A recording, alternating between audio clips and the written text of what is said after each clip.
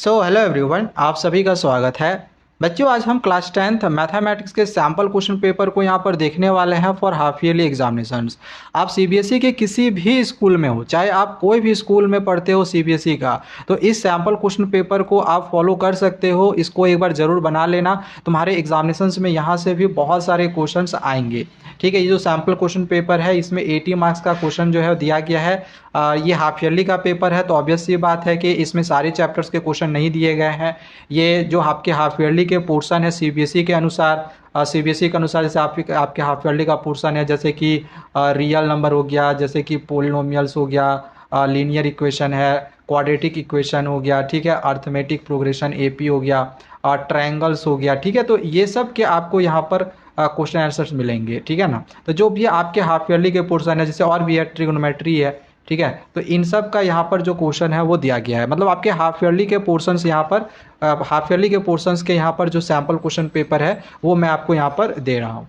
अगर आपको इसका पीडीएफ डाउनलोड करना होगा तो डिस्क्रिप्शन पे मेरा टेलीग्राम चैनल का लिंक होगा, उसको एक बार ज़रूर ज्वाइन कर लेना। ज्वाइन नहीं करोगे तो हो सकता है आपको ये जो पीडीएफ है वो ना मिले, तो एक बार ज्वाइन जरूर कर लेना, ठीक है ना। और उसमें मैं और भी इंपॉर्टेंट चीज़ें जो है वो शेयर करते रहता हूँ। तो अगर आप क्लास 10th में हो तो एक बार हमारी टेलीग्राम चैनल को जरूर ज्वाइन कर लेना। टेलीग्राम का लिंक चेक कर लो, मैं डिस्क्रिप्शन पे दे दूंगा, कोशिश करूंगा कि मैं कमेंट में भी पिन कर दूं। चलो एक एक करके सारे क्वेश्चन और आंसर्स को हम यहाँ पर समझते हैं। सबसे पहले जो सेक्शन ए है, इसमें सारे क्वेश्चन यहाँ पर मल्टीपल चॉइस में दिए गए हैं। टोटल 20 क्वेश्चन होंगे। कुछ क्वेश्चन हमें असर्शन रीजन में भी देखने को मिलेगा। जैसे सीबीएसई का जो एग्जाम पैटर्न है 50% कॉम्पिटेंसी बेस्ड है, जिसमें case study based question, assertion reason question, अलग अलग नए नए टाइप के क्वेश्चन, सारे टाइप के क्वेश्चन शामिल करे गए हैं। तो यहाँ पर भी उसी टाइप के क्वेश्चन दिए गए हैं। ठीक है, एक एक करके सारे क्वेश्चंस को बना के समझ में आते जाएगा। फर्स्ट क्वेश्चन यहाँ पर दिया गया है, if the zeros of the polynomial. देखो यहाँ पर ये जो एक क्वाड्रेटिक पोलिनोमियल दिया गया है, इसका जो जीरोज है ये बोला गया है इक्वल है। मतलब कि अगर हम एक जीरोज अल्फ़ा मान ले, दूसरा जीरोज भी अल्फ़ा होगा, तो यहाँ पे हम पहले क्या करते हैं, इससे सम ऑफ जीरोज निकाल लेते हैं। सम ऑफ जीरोज का फॉर्मूला अल्फ़ा प्लस बीटा होता है। तो यहाँ पर तो दोनों जीरोज अल्फ़ा अल्फ़ा है ना, यानी अल्फ़ा प्लस अल्फ़ा हो जाएगा, बीटा की जगह भी अल्फ़ा है, क्योंकि दोनों जीरोज सेम है, इक्वल है। सम ऑफ जीरोज का फॉर्मूला माइनस बी बाई ए होता है, माइनस बी, बी के जगह कितना है -6। तो यहाँ पे अगर हम -6 करेंगे तो माइनस माइनस प्लस 6 नहीं हो जाएगा, और ए एक मतलब x square coefficient that means की 1। तो अल्फा अल्फा कितना हो गया 2 अल्फा, यानी कि 2 अल्फा बराबर कितना हो गया 6। तो अल्फा का वैल्यू 6/2 काटेंगे तो यहाँ से अल्फा की जो वैल्यू निकल गई वो निकल गई 3। हमें तो के का वैल्यू फाइंड करना था ना, के का वैल्यू कैसे निकलेगा, तो अब हम निकालेंगे product of roots. Product of roots मतलब ये जो दोनों मेरा जीरोज दिया गया था, इन दोनों को मल्टीप्लाई कर देंगे, और इसका फॉर्मूला होता है सी बाई ए। सी के जगह पे कितना है के, और ए के जगह पे x square coefficient that means की 1। अल्फा का वैल्यू हम देखो ऑलरेडी निकाले हुए हैं 3, तो अल्फा के जगह पे यहाँ पे 3 मल्टीप्लाई 3 पुट कर सकते हैं, और इक्वल टू यहाँ पर हो गया के, यानी के का वैल्यू 3 3 जा 9 हो जाएगा। के का वैल्यू यहाँ से निकाल लिए हम 9। तो यहाँ पे ऑप्शन ए देखो, के का वैल्यू 9 दिया गया है, सो राइट आंसर इसका ऑप्शन ए होगा। आई थिंक क्वेश्चन यहाँ पर समझ में आ गया होगा। सेकेंड क्वेश्चन को समझते हैं। दिया गया है the roots of the quadratic equation. यहाँ पर ये जो एक क्वाड्रेटिक इक्वेशन दिया गया है, इसमें से ये कौन सा रूट्स होगा। अब देखो, आपको रूट्स फाइंड आउट करने के लिए आपने जरूर सीखा होगा क्वाड्रेटिक इक्वेशन में, पोलिनोमियल्स चैप्टर में। ठीक है, करते क्या है, इसको हम कुछ ऐसे नंबर से मल्टीप्लाई करते हैं जिसको मल्टीप्लाई करने के बाद 12 आ जाए, और जोड़ने या घटाने के बाद -7 आ जाए। तो एक मिनट, इसको मैं थोड़ा सा ऊपर कर लेता हूँ, फिर ऊपर बनाता हूँ ज़्यादा अच्छे से, ठीक है ना। हाँ चलो, तो यहाँ पे कौन से ऐसे दो नंबर है जिसको मल्टीप्लाई करने के बाद 12 आएगा, और उसको जोड़ने या घटाने के बाद 7 आएगा। तो अगर मैं 4 को 3 से मल्टीप्लाई करूँ तो 12 आ जाएगा, और दोनों को जोड़ेंगे तो भी 7 आ जाएगा। बट हमें -7 लाना था, तो -4 -3 कर देंगे तो -7 आ जाएगा, है ना। तो हम यहाँ पर -7x के जगह पे -4x -3x + 12 बराबर 0 लिख सकते हैं। -7x के जगह पे हम ये चीज़ लिख सकते हैं, इसका मतलब तो -7x ही हुआ ना। अब बस कॉमन निकालो, इन दोनों में से x कॉमन निकल जाएगा तो x -4 बचेगा। इसमें से हम -3 कॉमन निकाल लिए तो x -4 बच गया बराबर 0। अब यहाँ से x -4 आप कॉमन निकाल सकते हो, मतलब यहाँ से x माइनस 4 ऐसे निकाल लो, यहाँ पर x माइनस 3 बच गया बराबर 0 हो गया। तो एक बार हम x माइनस 4 बराबर 0 कर देंगे और एक बार हम यहाँ पे x माइनस 3 बराबर 0 करेंगे। तो यहाँ से x का वैल्यू 4 निकल गया, 4 उधर गया तो, और यहाँ पे x का वैल्यू 3 हो गया इधर आया तो यहाँ पे दो वैल्यू मेरा 4 और 3 आया। देख लो आंसर ऑप्शन नंबर 1 में है। सो ये ऑप्शन ए मेरा करेक्ट आंसर होगा। ठीक है, समझ में आ गया होगा। चलो आगे बढ़ते हैं नेक्स्ट क्वेश्चन की ओर। आगे क्वेश्चन नंबर मेरा 3 दिया गया है। देखो यहाँ पर 2x प्लस 3y बराबर 13 दिया गया है और 4x माइनस वाई बराबर 5 दिया गया है। तो ये दोनों इक्वेशन को पहले हम यहाँ पे लिख लेते हैं। 2x प्लस 3y बराबर 13 और 4x माइनस y बराबर 5। हमें x और y की वैल्यू निकालनी है। ठीक है, चाहे जो भी मेथड आप यूज़ करना चाहो कर सकते हो। मैं यहाँ पे एलिमिनेशन मेथड यूज़ करता हूँ। इसको मैं इक्वेशन 1 मान लूँगा, इसको मैं इक्वेशन 2 मान लूँगा। अब y को हम यहाँ पे एलिमिनेट करते हैं तो इसको हम 3 से मल्टीप्लाई कर देंगे, क्योंकि यहाँ पर हमें 3y लानी है। तो फर्स्ट वाला इक्वेशन तो कुछ नहीं किया है ना, तो वो तो जैसे का वैसे ही रहेगा। और सेकेंड इक्वेशन में 3 से मल्टीप्लाई कर रहे हैं तो ये 3 4 जा 12x हो गया, माइनस 3y हो गया, 3 5 जा 15 हो गया। अब साइन चेंज कर देंगे, यहाँ पे साइन नहीं चेंज करेंगे, सॉरी यहाँ पे साइन नहीं चेंज करेंगे। क्यों? क्योंकि यहाँ पे ऑलरेडी ये प्लस माइनस में है, साइन अपोजिट, यहाँ पे ऑलरेडी जो साइन है ये अपोजिट है। ठीक है, एक मिनट। तो यहाँ पे हम साइन चेंज नहीं करेंगे, तो ये डायरेक्टली कट जाएगा, प्लस माइनस ये कट जाएगा, ये दोनों प्लस हो जाएगा, दोनों प्लस में है। तो 12 और 2 कितना हो गया 14x, और इन दोनों को भी प्लस करेंगे तो कितना आ जाएगा 28। अब 14 के टेबल में 28 2 बार में कट जाएगा, यानी x का वैल्यू मेरा यहाँ पर 2 निकल गया।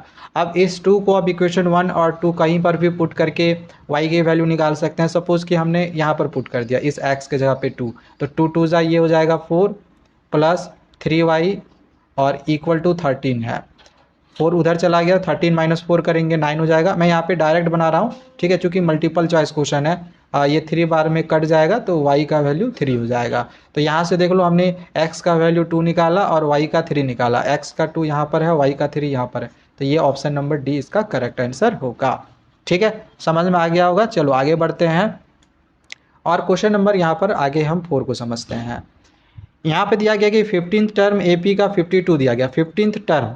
15th टर्म कहने का मतलब क्या है? 15th टर्म कहने का मतलब कितना है?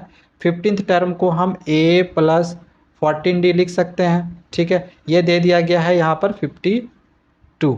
और फिफ्थ टर्म कहने का मतलब है A प्लस 4D, ये दिया गया है 12। अब बस यहाँ पे इसका साइन चेंज करके इसको सॉल्व कर लेते हैं एलिमिनेशन मेथड से और ए और डी का वैल्यू निकाल लेते हैं। यहाँ से ए कैंसिल हो गया, 14 में 4 घटाएंगे तो ये 10D हो गया, इन दोनों को घटाएंगे तो 40 हो गया, 52 में 12 घटाएंगे तो 40 होगा ना। ये 10 के टेबल में 4 बार में कट जाएगा, यानी डी का वैल्यू यहाँ से 4 निकल गया। तो हमें निकालना है फर्स्ट टर्म के लिए हमें डी की वैल्यू को यहाँ या यहाँ कहीं पर भी पुट करना होगा। इसको इक्वेशन 1 मान लेते हैं, इसको 2 मान लेते हैं। सपोज कि हम इक्वेशन 2 ले रहे हैं, ठीक है, तो यहाँ पर हमें डी का वैल्यू पुट करना है। ठीक है, तो a प्लस 4 इंटू डी का वैल्यू 4 को यहाँ पे पुट कर देंगे और बराबर 12 है। तो यहाँ पर a प्लस 4 4 जा कितना हो गया 16 इक्वल टू 12। तो a 16 उधर चला जाएगा तो 12 माइनस 16 होगा, यानी a का वैल्यू -4 निकल जाएगा।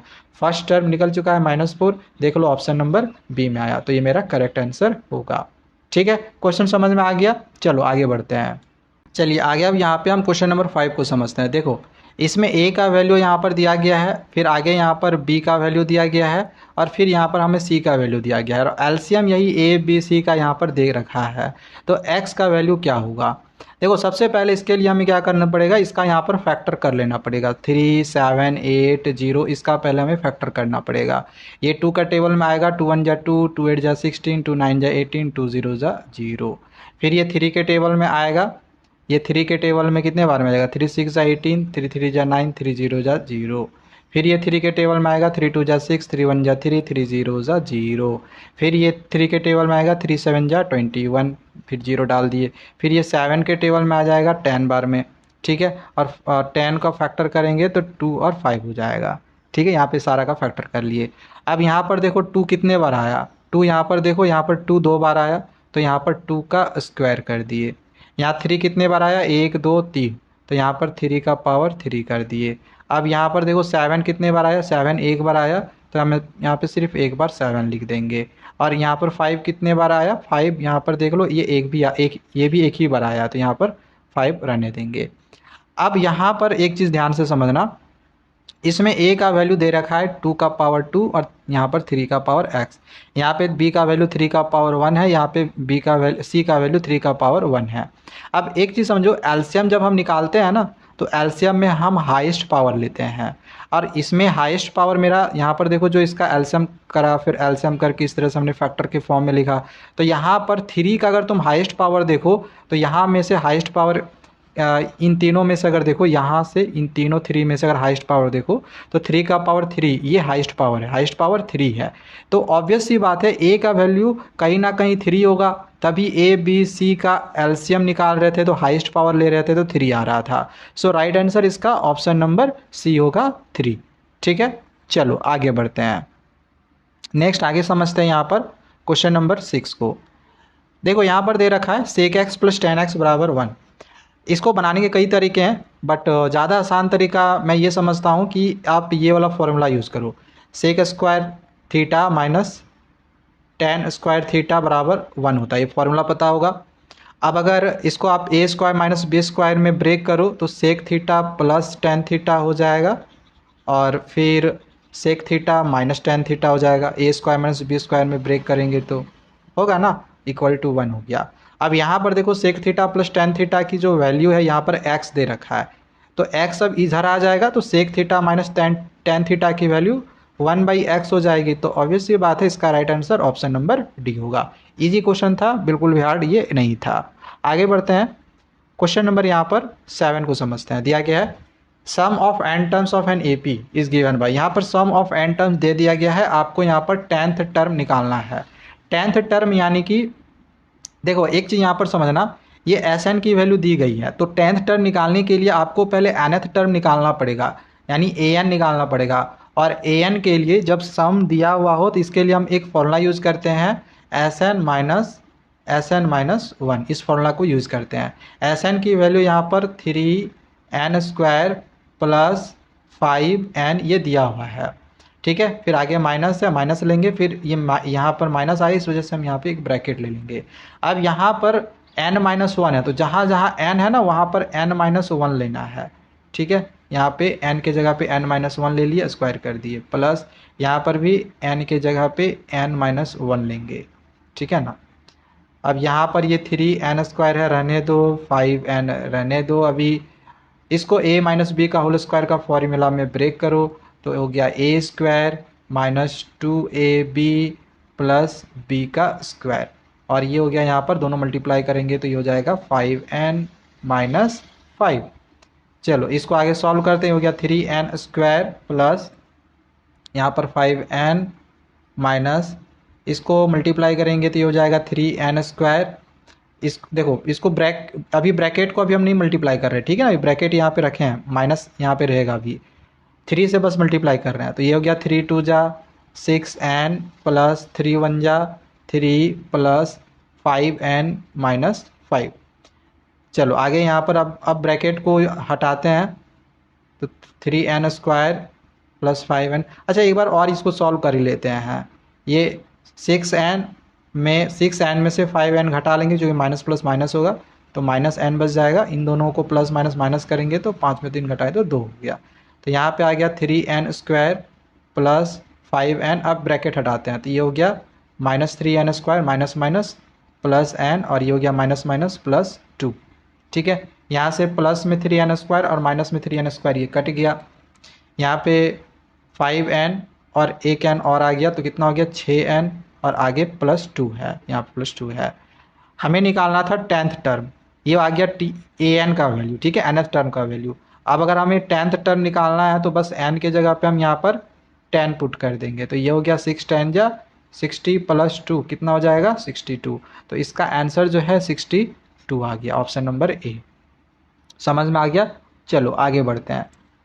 आगे अब यहाँ पर क्वेश्चन नंबर 8 को समझते हैं। दिया गया है द पोलिनोमियल। अच्छा अब ये जो पोलिनोमियल है, बताना इसमें से कौन सा ऑप्शन इस पोलिनोमियल को लेकर सही दिया गया है। तो पहले इसको थोड़ा सा फैक्टर करके देखते हैं। देखो अगर आप इसको ध्यान से देखो ना, तो ये x - 2 का होल स्क्वायर का फॉर्मूला है, इसको ब्रेक करो यही आएगा। X square minus two two ज़ा 4x, मतलब 2ab होता है ना, 2ab तो 2 टू ज़ा 4x हो जाएगा, प्लस b का स्क्वायर तो 2 का स्क्वायर 4 हो गया। देखो जी सेम आ रहा है, मतलब इसको हम इस फॉर्म में लिख सकते हैं, यानी कि ये फैक्टराइजेबल है x माइनस टू का होल स्क्वायर का, तो ये मेरा राइट आंसर होगा। ठीक है, कुछ क्वेश्चन आपको ईजी भी मिलेंगे, कुछ क्वेश्चन आपको हार्ड भी मिलेंगे। चलिए आगे बढ़ते हैं क्वेश्चन नंबर यहाँ पर 9 की ओर। अब यहाँ पे दे रखा है कि ट्रायंगल ए बी सी और डी ई एफ जो है ये सिमिलर है। तो चलो यहाँ पर पहले हम दो ट्रायंगल बनाते हैं। एक ट्रायंगल हम यहाँ पर ले लिए ए बी सी, और एक ट्रायंगल और अब यहाँ पे हम बना लेते हैं। इसका यहाँ पर जो नाम है वो है डी ई एफ, ये है यहाँ पर डी ई एफ। ठीक है, यहाँ पर ए बी का वैल्यू 6 सेंटीमीटर दिया है, इसको 6 सेंटीमीटर ले लो। डी ई का वैल्यू 9 सेंटीमीटर दिया है, ये 9 ले लो यहाँ पर। और ई एफ का वैल्यू 6 सेंटीमीटर है, तो इसको यहाँ पे 6 ले लेते हैं। एफ डी का 12 है, इसको यहाँ पर 12 ले लेते हैं। हमें यहाँ पर दे रखा है कि then the parameter of triangle A B C, इसका पैरामीटर क्या होगा। देखो इसका पैरामीटर निकालने के लिए पहले इसका पैरामीटर निकाल लो। पैरामीटर कैसे निकालते हैं, सारे साइड्स को जोड़ते हैं। तो चूंकि हमें यहाँ पर मल्टीपल चॉइस क्वेश्चन है, इसीलिए हम यहाँ पे यहीं पे डायरेक्ट कर लेते हैं। ठीक है ना, अगर प्रोसेस वाइज बनाना रहता तो हम प्रोसेस वाइज बनाते। चलो तो यहाँ पे पैरामीटर के लिए हम सारे साइड्स को जोड़ देंगे, तो इनको जोड़ो, 12 6 18, 18 और 9 27, तो इसका पैरामीटर जो है वो निकल गया 27। ठीक है ना। अब बोला गया कि दोनों ट्रायंगल सिमिलर है। अब सिमिलर जब होता है ना तो क्या होता है, उसका कॉरस्पॉन्डिंग साइड्स प्रोपोर्शनल में हो जाता है, मतलब ये साइड रेशियो में आ जाएगा। तो इसका दिया गया है 6 और इसका दिया गया है 9, और इसका जो पैरीमीटर होता है वो भी रेशियो में होता है। तो इसका पैरीमीटर दिया नहीं है, तो यहाँ पे पैरीमीटर ऑफ ट्रायंगल आप ए बी सी लिख सकते हो, और इसका पैरीमीटर ऑलरेडी हमने अभी निकाला 27। ठीक है, अब क्रॉस मल्टीप्लिकेशन करेंगे तो यहाँ पर 9 multiply perimeter of triangle A B C आ जाएगा, और यहाँ पर 6 और 27 मल्टीप्लाई हो जाएगा। 9 अब इसके नीचे आ जाएगा, तो यहाँ पर perimeter of triangle A B C बराबर 6 मल्टीप्लाई 27, नीचे आ गया 9। समझ में आया। चलो आगे बढ़ते हैं। अब इसको 9 के टेबल में 27 को हम काट सकते हैं। 9 के टेबल में 9 3 जा 27 होता है, तो यहाँ से दोनों को मल्टीप्लाई करेंगे तो 6 3 जा आ गया 18, यानी perimeter of triangle A B C का वैल्यू कितना आएगा, 18 सेंटीमीटर। तो ये मेरा राइट आंसर होगा। ठीक है, चलो आगे बढ़ते हैं। अब यहाँ पर एक बहुत ही इजी सा क्वेश्चन दिया गया है, जिसमें हमें यहाँ पर प्रोडक्ट ऑफ जीरोज निकालना है। प्रोडक्ट ऑफ जीरोज का फॉर्मूला क्या होता है पता है, सी बाई ए। तो सी के जगह पे यहाँ पे कितना है 2, और ए के जगह पे 1 है, यानी प्रोडक्ट ऑफ जीरोज का वैल्यू यहाँ पर 2 निकल गया। तो देखो 2 कहाँ पर है, ऑप्शन नंबर ए में, सो ये राइट आंसर होगा। देखो कहीं कहीं क्वेश्चन ईजी भी मिलेगा, कहीं हार्ड भी मिलेगा, मिक्स टाइप के क्वेश्चन पूछे जाएंगे परीक्षा में। अब आगे यहाँ पर 2 sin 5x की वैल्यू √3 दी गई है, और यहाँ पे बताया गया है कि x का जो वैल्यू होगा वो 0 डिग्री से बड़ा या इक्वल हो सकता है, और निकल 90 डिग्री से छोटा होगा या इक्वल हो सकता है। तो x क्या है, देखो ये जो दिया गया यहाँ पर 2 sin 5x इक्वल टू √3, इसको रहने देते हैं। अब 2 को हम इसके नीचे कर सकते हैं, तो यहाँ पर sin 5x इक्वल टू √3/2 होगा। अच्छा साइन कितने डिग्री बराबर √3/2 होता है, तो साइन 60 डिग्री बराबर √3/2 होता है। तो इसके जगह पे साइन 60 कर दी, यहाँ से साइन कैंसिल, 5 के टेबल में 60 12 बार में कट जाएगा। दैट मीन्स कि x का वैल्यू मेरा 12 डिग्री निकल गया। यहाँ पर देखो बी, ऑप्शन बी में है ना 12 डिग्री, ये सही आंसर होगा। ठीक है, चलो आगे बढ़ते हैं। नेक्स्ट आगे यहाँ पर अब क्वेश्चन नंबर 12 दिया गया है, जिसमें दिया गया है कि if the lines given by, ये इसका जो बोला गया है यहाँ पर, ये जो दोनों इक्वेशन है इसका जो लाइन्स है वो दिया गया है कि ये पैरेलल नहीं है, तो के की वैल्यू क्या होगी। अब देखो इसको करने के लिए, के की वैल्यू निकालने के लिए मतलब हमें पहले क्या करना होगा, a1/a2 की वैल्यू निकाल लेनी है, फिर b1/b2 की वैल्यू निकालेंगे, फिर c1/c2 की निकालेंगे। तो a1 मेरा यहाँ पर 3 है और a2 यहाँ पर मेरा 2 है। ठीक है, a1/a2। फिर यहाँ पे हम b1/b2 निकालेंगे। b1 का वैल्यू यहाँ पर 2k है, और b2 का वैल्यू मेरा यहाँ पर 5 दिया गया है। फिर हम यहाँ पे c1/c2 निकालेंगे। c1 के लिए -2 को इधर करेंगे तो ये -2 हो जाएगा, और c2 मेरा यहाँ पर 1 दे रखा है। अब अगर आप यहाँ पर देखो तो क्या ये दोनों इक्वल आपको दिखाई दे रहा है, नहीं, ये दोनों इक्वल नहीं है, तो इनफाइनाइटली मैनी सॉल्यूशन तो होगा नहीं, चूँकि इनफाइनाइटली मैनी सॉल्यूशन में सारा इक्वल होता है, ठीक है ना। तो इनफाइनाइटली मैनी सॉल्यूशन नहीं होगा। साथ ही देखो 3 कंडीशन होता है, एक होता है यूनिक सॉल्यूशन, एक होता है इनफाइनाइटली मैनी सॉल्यूशन, और एक होता है नो सॉल्यूशन। अगर पता हो तो जानकारी हो तो पता होगा, ठीक है ना।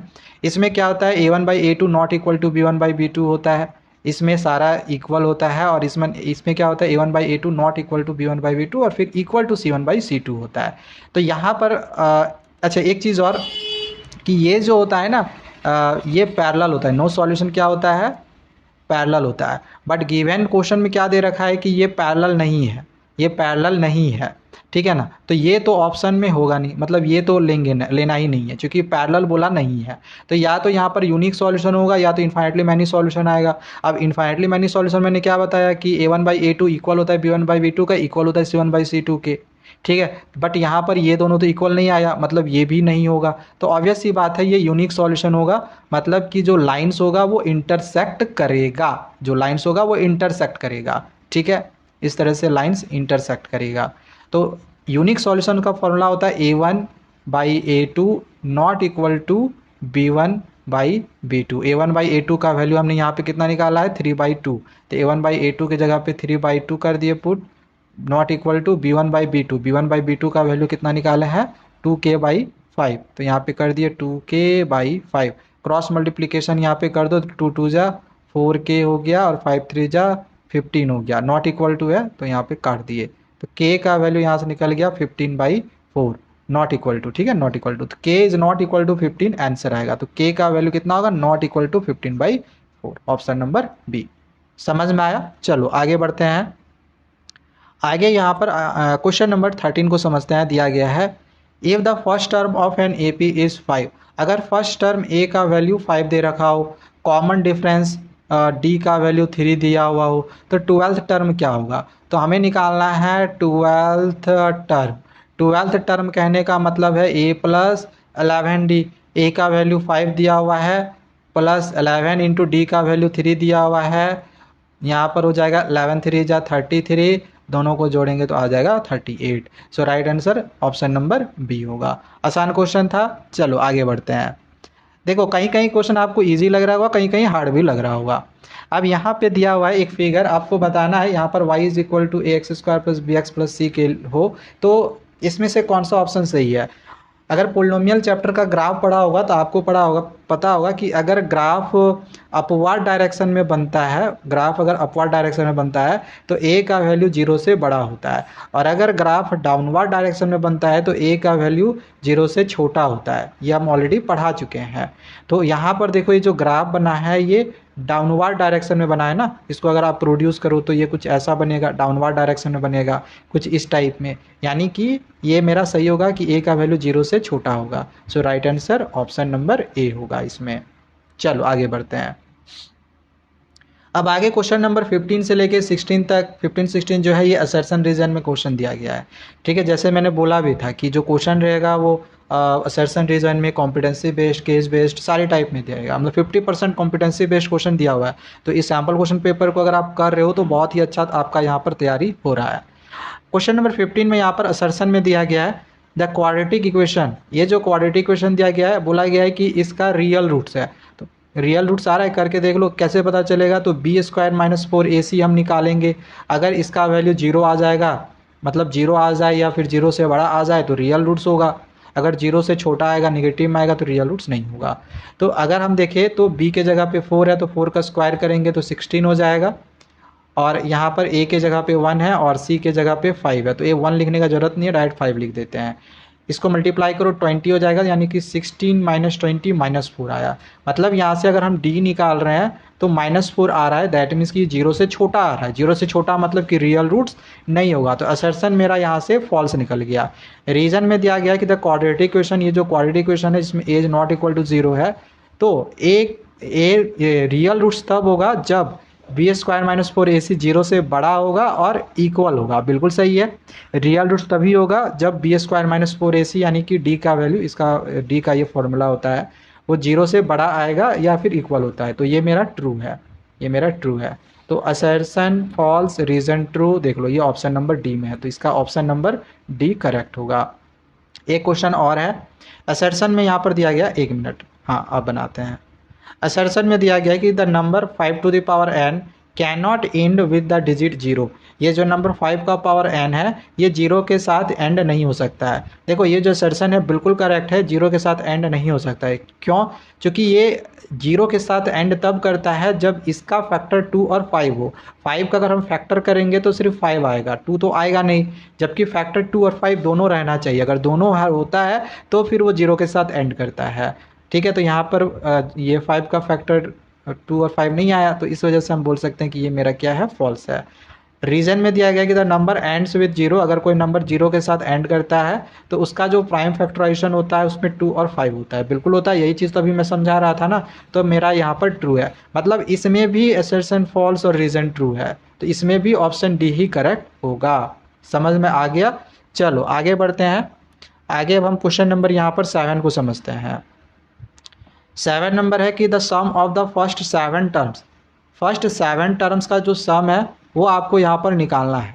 ठीक है, एपी दे रखा है, फर्स्ट 7 टर्म्स का सम, मतलब आपको S7 निकालना है। सम का फॉर्मूला क्या होता है, n/2, n के जगह पे 7 है, ठीक है, 2a, a के जगह पे यहाँ पर 2 है, प्लस n-1, n हमें कितना दे रखा है, 7, n-1 इंटू डी मतलब ये दोनों घटाते हैं तो 5 में 2 घटाएंगे तो कितना आएगा, 3। चलो इसको सॉल्व बस कर लो, 7/2, यहाँ पे 2 2 जा 4 हो गया, और 7 में 1 घटाए तो 6, और 6 3 जा कितना हो गया, 18। यानी कि यहाँ पर मेरा निकल गया 7/2 मल्टीप्लाई 18 और 4 कितना हो गया, 22। इसको काटेंगे तो 11 बार में कट जाएगा, मतलब 77 निकल गया। सो देख लो राइट आंसर इसमें ऑप्शन नंबर बी होगा। समझ में आ गया? चलो आगे बढ़ते हैं। आगे यहाँ पर क्वेश्चन नंबर अब हमें दे रखा है 18। चलो इस क्वेश्चन को समझते हैं। 1 मिनट यहाँ से, हाँ अब चलो 18 नंबर समझते हैं। दिया गया कि if zeros of the quadratic polynomial, यहाँ पर ये जो क्वाड्रेटिक पोलिनोमियल है इसका जो जीरोज है ये इक्वल है। जीरोज इक्वल है कहने का मतलब b² - 4ac बराबर 0 होगा। ठीक है, तो इसको अगर हम सॉल्व करेंगे तो b² = 4ac होगा, यानी कि हम बोल सकते हैं AC = b²/4 होगा।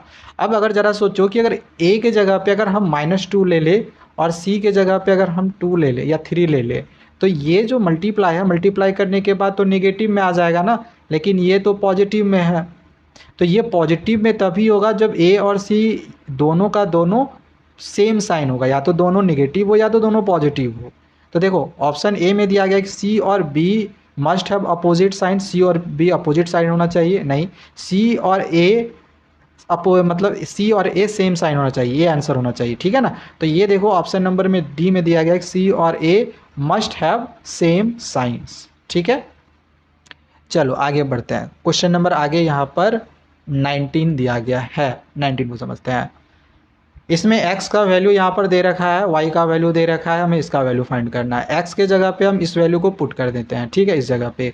तो x के जगह पे अगर हम यहाँ पे पुट करेंगे, x के जगह पे जो ये p दिया हुआ था, p cos 3 अल्फ़ा, और y में p है, और इसका पूरा जो पावर है ये यहाँ पर दे रखा है 2/3, फिर आगे प्लस है, फिर y के जगह पे q दिया हुआ है, ठीक है, q साइन का पावर 3 अल्फ़ा दिया हुआ है, साइन का पावर 3 अल्फ़ा, और नीचे में q है, ठीक है, और इसका पावर दे रखा है यहाँ पर 2/3। यहाँ से ये p कैंसिल हो जाएगा, यहाँ से ये q कैंसिल हो जाएगा।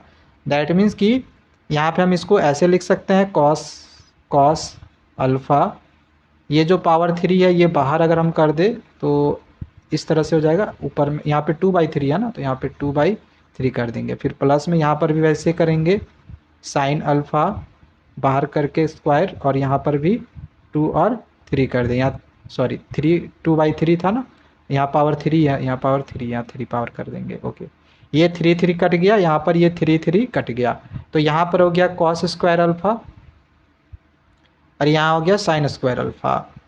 ठीक है, तो इसका वैल्यू कितना होता है, फॉर्मूला पढ़ा होगा, sin² alpha plus cos² alpha बराबर 1 होता है, मतलब sin² theta plus cos² theta बराबर 1 होता है। तो बस इसके जगह ऑप्शन 1 करेक्ट आंसर होगा। समझ में आ गया? चलो आगे बढ़ते हैं, क्वेश्चन नंबर 20 को समझते हैं। अब आगे क्वेश्चन नंबर 20 में दिया गया six term of the AP. इसका सिक्स टर्म निकालना है। सिक्स टर्म निकालने के लिए पहले ए और डी हमारे पास रहना चाहिए। ऐसे तो ए यहाँ पर √27 दे रखा है, बट अगर आप इसको तोड़ोगे तो 3√3 हो जाएगा। क्यों? क्योंकि 27 का अगर फैक्टर करोगे तो 3 × 3 आएगा 27। तो डबल बार जो निकलता है वो बाहर हो जाता है और जो सिंगल बचता है रूट के अंदर रहता है। तो वही चीज़ करें हम यहाँ पर। इसी प्रकार से 75 को भी आपको ब्रेक करना है। इसको ब्रेक करोगे 5 के टेबल में आएगा 5 1 जा 5, 5 5 जा 25, 5 3 जा 15। तो ये डबल बार आया तो ये रूट के बाहर हो जाएगा, रूट के अंदर 3 रह जाएगा। तो √75 के लिए हम यहाँ पर क्या लिखेंगे? 5√3। हमें डी निकालना था। ए का वैल्यू तो पता चल गया, डी निकालना है। डी के लिए हम इन दोनों को घटाते हैं, तो यहाँ से इन दोनों को घटा देंगे। तो 5 में 3 घटाएंगे तो 2 आ जाएगा, √3 जैसे का वैसे रहेगा। ए और डी हम यहाँ से निकाल चुके हैं। अब हम सिक्स टर्म निकाल सकते हैं ईजिली।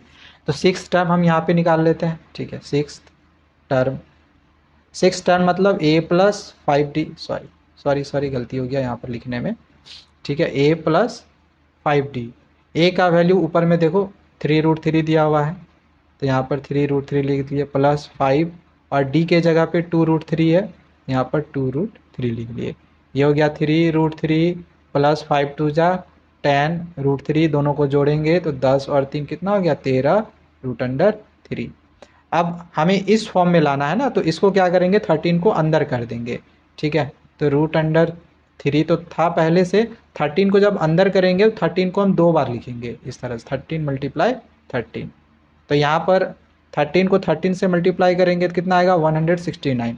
अब 169 को 3 से मल्टीप्लाई करो तो 3 9 जा 27 का 7 बच गया 2, 3 6 जा 18 और 2 18, 19 20 का 0 बच गया 2, 3 1 जा 3 4 5। तो यहाँ पर आ गया 507। देखो कहीं ऑप्शन में 507 दिखाई दे रहा है क्या? बिल्कुल ऑप्शन नंबर डी में है। सो ये मेरा यहाँ पर राइट आंसर होगा।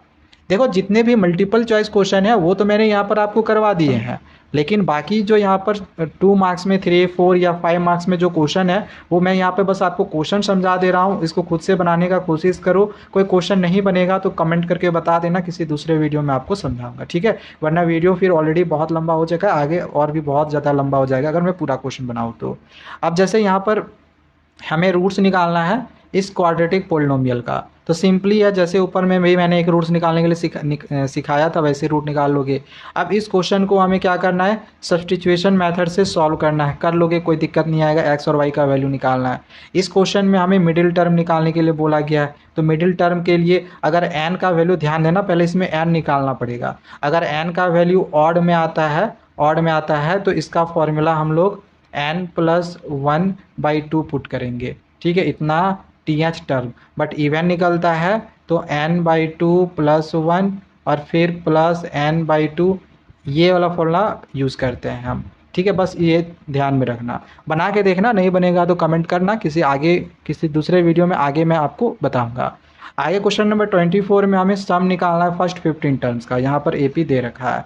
यहाँ पर क्वेश्चन नंबर 24 बहुत ही आसान क्वेश्चन है। इस ट्रिग्नोमेट्री का क्वेश्चन दिया गया है। यहाँ पर साइन कितने डिग्री बराबर 1 होता है लिख लेना, साइन काट करके a + b का वैल्यू निकालना, फिर यहाँ से इसी प्रकार से a - b का निकालना। a और b को सॉल्व करके ईजिली आप यहाँ से वैल्यू a और b को फाइंड कर सकते हो। यहाँ पर ये ट्राइंगल का भी देख लो, एक क्वेश्चन दिया गया है, इसको भी ट्राई कर लेना, बना लेना। क्वेश्चन आपके परीक्षा में ये जरूर पूछा जाएगा, 100% ये सब क्वेश्चन आपके एग्जाम में आएगा। फिर यहाँ पर देख लो, इसी प्रकार से sin θ + cos θ की वैल्यू √3 दी गई है, तो tan θ + cot θ का वैल्यू 1 कैसे आएगा? प्रूव करके दिखाओ। या तो फिर अगर आपको ये नहीं बनाना है तो और करके ये क्वेश्चन दिया गया, आप इसको भी बना सकते हो। दोनों में से कोई सा भी एक क्वेश्चन बना सकते हो। देन अब आगे यहाँ पर जो क्वेश्चन नंबर 28 दिया हुआ है, इसमें हमें ग्राफिकली सॉल्व करने के लिए बोला है। ग्राफिकली सॉल्व करने के लिए तो सीखा होगा, ठीक है, इसको कर लेना। क्वेश्चन नंबर 29 में हमें यहाँ पर सम ऑफ फर्स्ट 10 टर्म्स निकालना है एपी का, जिसमें फर्स्ट टर्म 5 और कॉमन डिफरेंस यहाँ पर 4 दिया हुआ है। चलिए आगे बढ़ते हैं। आगे यहाँ पर क्वेश्चन नंबर फिर आगे यहाँ पर 30 दिया गया है। क्वेश्चन नंबर 30 में यहाँ पर एक एपी दे रखा है जिसमें 60 टर्म है, तो लास्ट 10 टर्म्स का सम क्या होगा? लास्ट 10 टर्म्स का, तो लास्ट 10 टर्म्स क्या होगा? A51 होगा, A52 होगा, इस तरह करके A60 तक का आपको टर्म्स निकाल लेना है। ठीक है, मतलब A51 निकाल लेना और फिर A60 निकालना, फिर सम का फॉर्मूला एक होता है n/2 a+l, उस फॉर्मूला का यूज़ करके इसको तुम बना सकते हो। सेक्शन सी के क्वेश्चन को देखते हैं जो कि ये 3 मार्क्स वाले हैं। इसमें यहाँ पर एक लीनियर इक्वेशन इनटू वेरिएबल्स का एक क्वेश्चन दिया गया है, इसको सॉल्व कर लेना। ठीक है, ये भी परीक्षा के लिए इम्पॉर्टेंट है, 100% आता है। फिर यहाँ पर इस क्वेश्चन को भी सॉल्व करने के लिए दिया गया है, तो आपको 2 मेथड पता होगा, एलिमिनेशन मेथड और सब्स्टिट्यूशन मेथड। दोनों में से कोई सा भी मेथड का यूज़ करके इस क्वेश्चन को आप बना सकते हो। आपने देखा होगा कि बैटरी का भी थोड़ा सा इश्यू है, 5% बैटरी हो गई है, फिर भी चलो कोई नहीं, कोशिश करता हूँ आगे कि वीडियो कंप्लीट हो जाए। आगे यहाँ पर क्वेश्चन नंबर 33 में यहाँ पर हमें 20th टर्म निकालना है, साथ ही साथ हमें फर्स्ट ऑफ सम भी निकाला है फर्स्ट 20 टर्म्स का, हमें 20th टर्म भी निकालना है और 20th टर्म का सम भी निकालना है फर्स्ट 20 टर्म्स का। फिर आगे क्वेश्चन नंबर 34 भी यहाँ पर दिया गया है। ठीक है, इसको भी बना लेना, इंपॉर्टेंट क्वेश्चन है ये भी। क्वेश्चन नंबर 35 भी यहाँ पर देख लो, एक लीनियर इक्वेशन का एक इंपॉर्टेंट क्वेश्चन दिया गया है। क्वेश्चन नंबर 36 में हम यहाँ पे cos 45 डिग्री का वैल्यू पुट कर देंगे, √1/√2। सेक 30 डिग्री का वैल्यू पुट कर देंगे, 2/√3। कॉसेक 30 डिग्री का वैल्यू पुट कर देंगे 2, और बस सबको सॉल्व कर देंगे। सॉल्व कर लेना, जो आएगा वही आपका आंसर हो जाएगा। देन अब आगे यहाँ पर ये जो क्वेश्चन दिया गया है, ये केस स्टडी बेस्ड में क्वेश्चन दिया गया है। ठीक है, तो ये case study based question, 3 question case study based में रहेंगे। पहला क्वेश्चन यहाँ पर अर्थमेटिक प्रोग्रेशन का दिया गया है, ये तीनों क्वेश्चन जरूर कर लेना। ठीक है, बहुत ही इंपॉर्टेंट है, परीक्षा में इस तरह क्वेश्चन आपका केस स्टडी बेस्ड में जरूर पूछा जाएगा, 100% आएगा। चलिए आगे बढ़ते हैं। क्वेश्चन नंबर आगे यहाँ पर 38 जो है, यहाँ पर रियल नंबर से एक क्वेश्चन यहाँ पर केस स्टडी बेस्ड दिया गया है, इसको भी कर लेना। ये भी अच्छा क्वेश्चन है, बनाने में भी आपको मतलब इजी पड़ेगा, अच्छा लगेगा, मज़ा भी आएगा बनाने में। आगे यहाँ पर क्वेश्चन नंबर जो 39 है, ये फिर से एक एपी का क्वेश्चन दिया गया है, इसको भी कर लेना। यहाँ पर क्वेश्चन आप पूरा देख सकते हो। ठीक है, इसके क्वेश्चन यहाँ पर दिए गए हैं। एंड लास्टली जो आपका सेक्शन ई रहेगा, ये आपको पता होना चाहिए कि 5 मार्क्स वाले क्वेश्चन रहेंगे। सबसे पहला क्वेश्चन यहाँ पर ये क्वाड्रेटिक इक्वेशन का दिया गया है, इसको जरूर कर लेना। ये क्वेश्चन भी 100% तुम्हारे पेपर में आएगा। फिर आगे यहाँ पर एक क्वाड्रेटिक पोलिनोमियल से रिलेटेड एक क्वेश्चन दिया गया है, इसका पहले आपको सॉल्व करके एक्स का वैल्यू निकाल लेना है, फिर उसके रिलेशनशिप को भी वेरीफाई करना है। ठीक है, एंड लास्ट एक क्वेश्चन नंबर फिर आगे 42 दिया गया, जिसमें ये यहाँ पर क्या है, बीपीटी थ्योरम है। बीपीटी जिसको हम थेल्स थ्योरम भी कहते हैं, यानी बेसिक प्रोपोर्शनलिटी थ्योरम, ये यहाँ पर दिया गया, इसको यहाँ पे आपको प्रूव करना है। और इसके बाद यहाँ पर साथ में एक क्वेश्चन दिया गया है, इसको भी सॉल्व कर लेना है। ठीक है, ये क्वेश्चन आपका 100% पेपर में आएगा। तो बस इतने क्वेश्चन थे हाफ ईयरली का। ये जो भी सैम्पल क्वेश्चन पेपर है, ये मैंने यहाँ पर आपको पूरा दे दिया है। हालांकि क्वेश्चन के आंसर्स शॉर्ट लॉन्ग मैं आपको नहीं करवाया है, या केस स्टडी बेस्ड में नहीं करवाया है। अगर आपको किसी का भी आंसर समझना होगा तो आप कमेंट कर सकते हो, आगे के वीडियोस में आपको आंसर भी ज़रूर समझाऊंगा, है ना। और आगे के वीडियोस में मैं आपको हमारे और भी जो भी सब्जेक्ट्स बच गए हैं, लाइक साइंस, चाहे इंग्लिश हो या सोशल साइंस हो, ठीक है, या फिर आपको अगर हिंदी का चाहिए, आईटी का चाहिए, जिसका भी सैम्पल क्वेश्चन पेपर आपको हाफ ईयरली का चाहिए, ये आगे मैं अपलोड करके आपको दूंगा। और सीबीएसई ने तो एक सेट का सैम्पल क्वेश्चन पेपर दिया हुआ है, अगर आपको और भी सेट्स के चाहिए तो कमेंट करके ज़रूर बताना। ठीक है, आपके हेल्प के लिए मैं यहाँ पर खड़ा हूँ, और जब तक कि आपकी परीक्षा ख़त्म नहीं हो जाएगी, आप हमारे साथ इसी तरह से बने रहो। आगे के वीडियोज़ मिलते हैं। Thank you, bye bye.